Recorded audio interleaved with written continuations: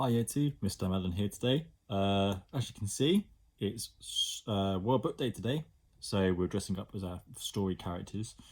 Might not be able to guess who I am. I've chosen the giraffe, a Roald Dahl book called The Giraffe and the Pelly and Me, which is a really nice Roald Dahl story.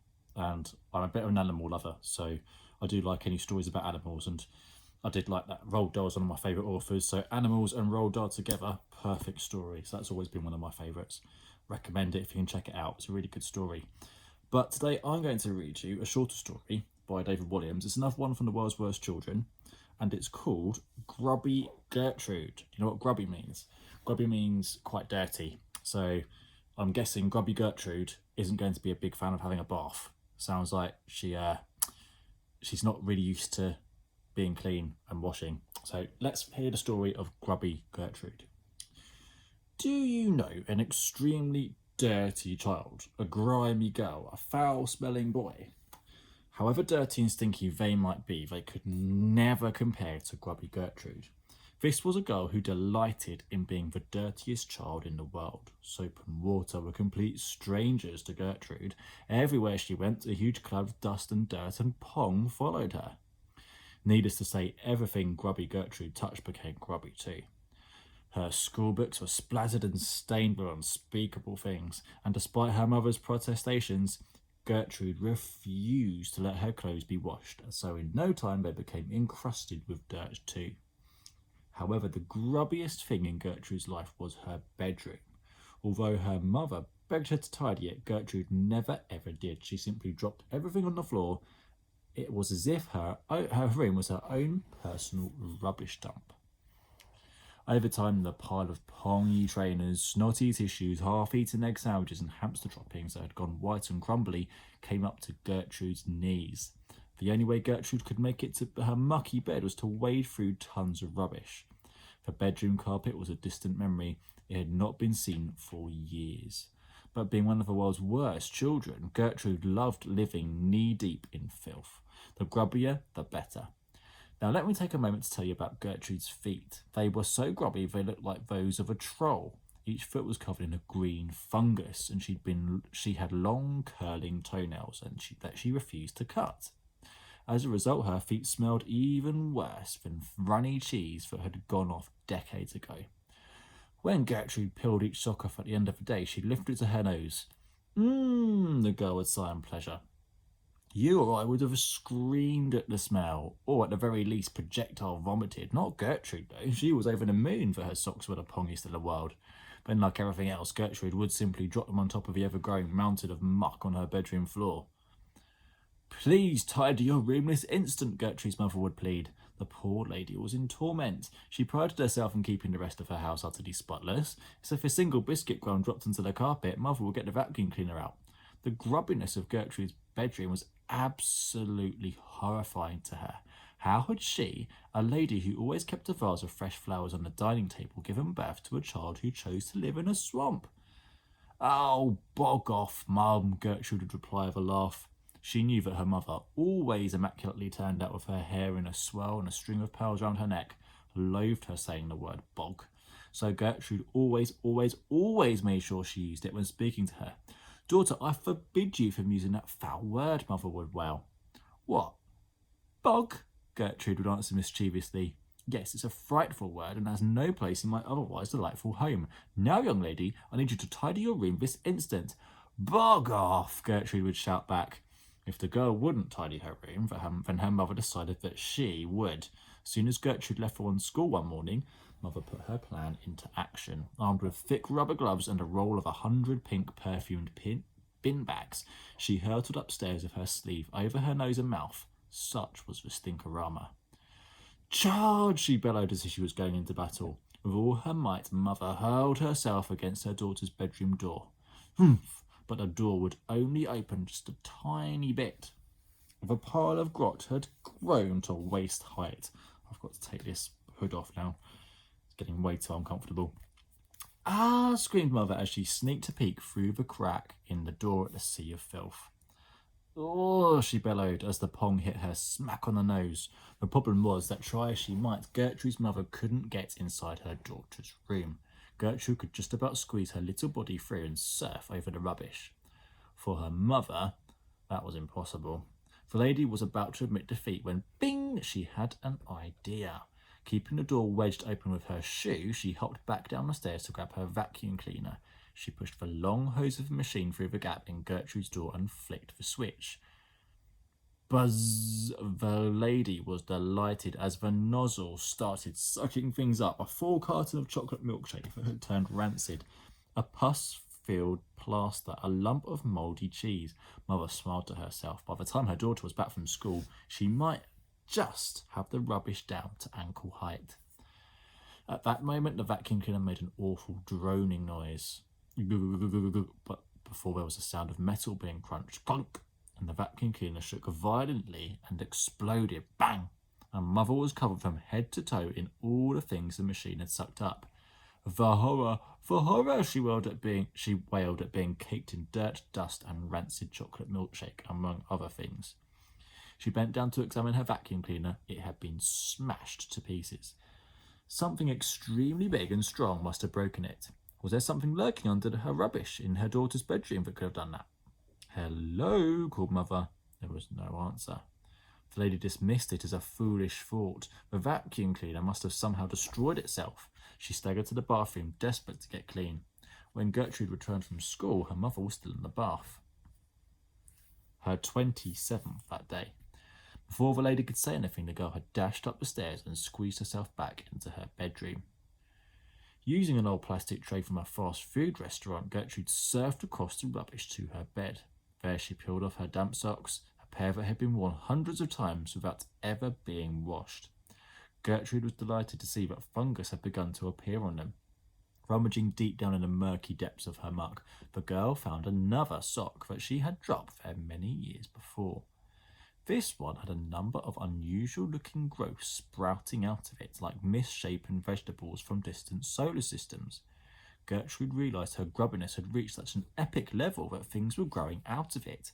However, nothing could prepare the girl for what was about to happen. Lying in her filthy bed that night, between sheets that were slimy with grime, Gertrude noticed something moving around in the mucky darkness. Surely the girl's mind was playing tricks on her. Was she dreaming? "Bog off!" she called out, just in case there really was something hiding down there. Whatever it was moved again. The smaller bits of rubbish on the grot's surface rustled as something swam underneath. This was no dream or even nightmare. This was really happening. There was something living under the rubbish in grubby Gertrude's bedroom. Could it be a rat? No, this thing seemed too big to be a rat. A giant cockroach, perhaps? No, it didn't scuttle like a cockroach. Surely not a deadly snake. No, this thing didn't hiss. It growled.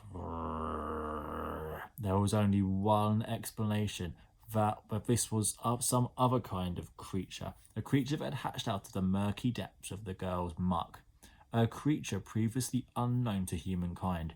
In a desperate attempt to keep the thing at bay, Gertrude bounced on her bed until she reached high enough to leap up onto the top of her wardrobe. There she had stockpiled some grot for a special occasion, no matter she needed it this instant. After stamping about for a while, Gertrude had a lie down on her bed once more. Exhausted, she closed her eyes. But in that place between awake and asleep, Gertrude heard the growling noise again. The girl sat bolt upright in her bed and shouted, "Bog off! Whatever is under there, can you just bog right off?" Her mother must have heard this as she rushed out of the bathroom, her frilly pink dressing gown wafting as she ran. "Gertrude, is everything all right in there, dear?" she called from the other side of the door. "Yeah, just bog off."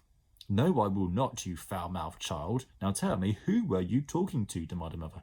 "You! Now bog right off!" Once again, the lady tried to push against the bedroom door, but the mountain of grot was even higher than before, and now it was impossible to open the door at all. "I want you to tidy your room first thing in the morning," declared Mother. Then she rushed back to the bathroom to try and scrub the last of the rancid chocolate milkshake off her body. In Gertrude's bedroom, there was a distinctive sound of munching. Munch, munch, munch. It seemed as if a creature was devouring everything in sight. Then from out of a sea of filth, it finally emerged. The Rubbish Monster.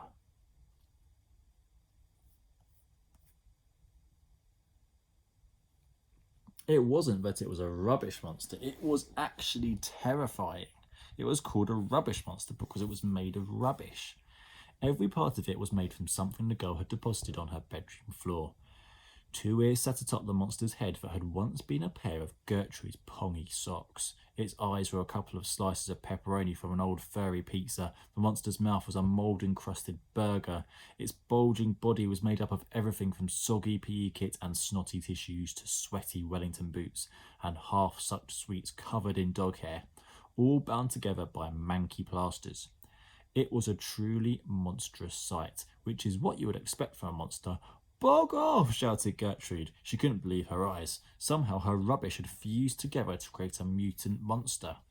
Pacing the girl's bedroom, the monster began scooping up the rest of the mess that Gertrude had dropped on the floor. It was quick work, as the monster's hands were enormous. Each scoop was then stuffed into its mouth. Old damp magazines, dog-chewed slippers, withered balloons, a long-forgotten dolly and dirty socks, mouthfuls and mouthfuls of dirty socks. The monster loved Gertrude's dirty socks. As it ate and ate and ate, it grew at an incredible rate. In no time at all, the monster was so big its head hit the ceiling. Donk! "Carry on eating, monster," ordered Gertrude, a smug smile spreading across her grubby face because she had realised something. Her mother had told her to tidy her room thousands of times, and now a monster was doing it for her. In no time at all, the room was perfectly clean and tidy. Finally, you could see the carpet again, and now that the monster had cleared her bedroom, Gertrude could start filling it with rubbish all over again.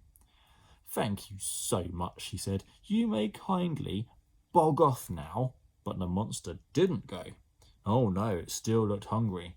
It turned to face the girl, its gruesome pepperoni eyes focused directly on Gertrude.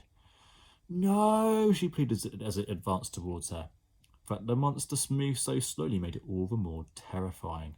"Plot, plot, plot. Bog off," she shouted. It was too late. The monster picked up Gertrude and swallowed her in one gulp. The monster burped. Grubby Gertrude had paid the ultimate price for her grubbiness. A monster made from the girl's own muck had devoured her. So next time a grown-up tells you to tidy your room, just do it, or this may happen to you. I don't think it really will. No such thing as a grub monster. Wow. What an interesting story. David Williams really likes his disgusting smells and disgusting things. So, now that we've read our story, perhaps what you can do at home is you can find a story that you would like to read, dressed as your favourite book character. And if you fancy something else to do, take a look at this little task that you could have a go at.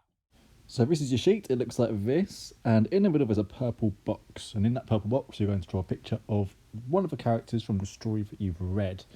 So I'm going to draw a picture of Grubby Gertrude. There's her head. There are her eyes. Give her some nasty looking eyebrows. Some sharp straw hair. I don't think she takes much care of her hair, so it's probably quite sharp and straw-like. There we go. Going to give her a nose and a mouth. So there's Grubby Gertrude. And around your picture of your character there are 6 boxes, and in each box I'd like you to write a question that you would ask that character. So imagine you're interviewing that character. What questions might you ask them? So Grubby Gertrude obviously loves dirt, and she lives in a really dirty room. So one of the questions I might ask might be,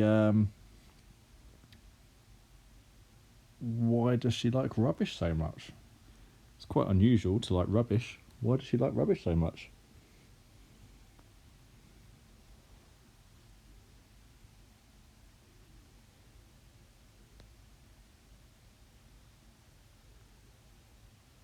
Got my question mark at the end for my question as well.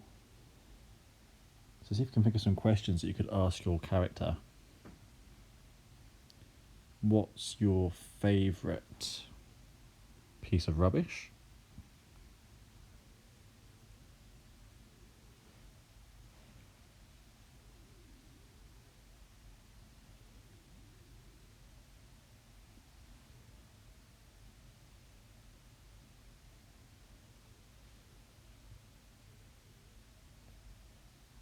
What do you want to do when you're older?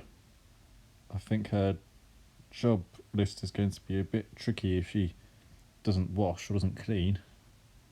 That's going to make her job very difficult.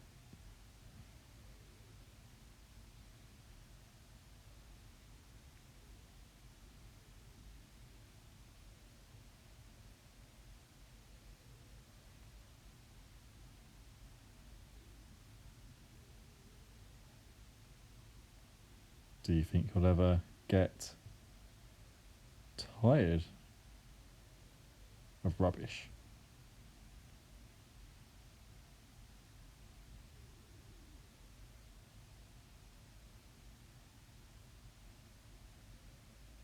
What's your favourite smell? There must be a lot of smells in her bedroom. Wonder what her favourite one is.